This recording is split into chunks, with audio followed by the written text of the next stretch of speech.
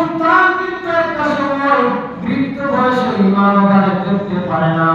আমার বাবাজিরা আজকে কত কষ্ট করে সন্তানকে লালন পালন করতেছেন, নিজেরা খায় সন্তানকে খাওয়ান, নিজেরা পড়ে সন্তানকে পড়ান। এই আদরের পরিবার টুকরা সন্তান আপনার মাকে দিলে একমাত্র আল্লাহ তাআলা সন্তানের প্রতি মায়া টুকরা আল্লাহ দিয়েছেন। হাবিবে কিবরিয়া মুহাম্মদ আরবি সাল্লাল্লাহু আলাইহি ওয়াসাল্লাম এই মাসুম বাচ্চাদেরকে আদর করতেন। আল্লাহর পয়গম্বর মসজিদে নববীর মসজিদে খুতবা দিতেছেন, মসজিদে নববীর ভিতরে আল্লাহর পয়গম্বরের মেয়ে হযরত ফাতিমা রাদিয়াল্লাহু তাআলা আনহা তার হাসান আর হুসাইন মাসুম দুই বাচ্চাকে সুন্দর করে সাজায়া গুছায়া মসজিদে নববীর দিকে পাঠায় দিতেছেন।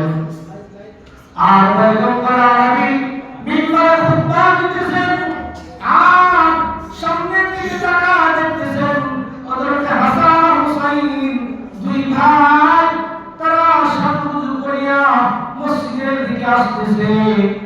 আর এতটাই তারা দুর্বল ছিল এবং এতটাই তারা ছোট ছিল, একটু হাঁটে আবার পড়ে যায়, একবার পড়ে যায়, একবার করে উঠায়, আবার একবার পড়ে যায়, আরেকবার করে উঠায়।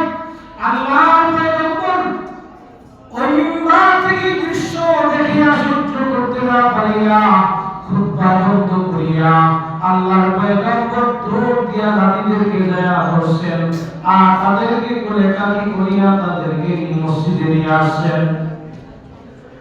আর তাদেরকে আদর করতেছেন।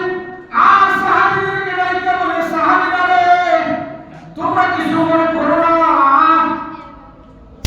আমার নাতিদেরকে দেখে আমি সহ্য করতে পারি নাই।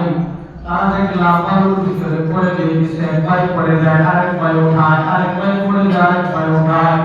এই জন্য তাদের প্রতি মায়ার কারণে আমি খুতবা সারিয়া তাদেরকে আনতে গেলাম। এজন্য তোমরা কিছু মনে করো না, এই মায়া আমার আল্লাহর পক্ষ থেকে।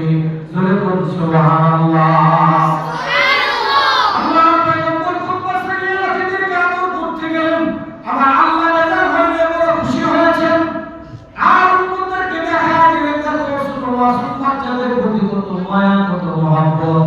ও আমার বাবাজিরা, এরকম ভাবে আমি আপনাদের কিন্তু আপনার আমার সন্তানদেরকে বড় মায়া করে লালন পালন করতেছি।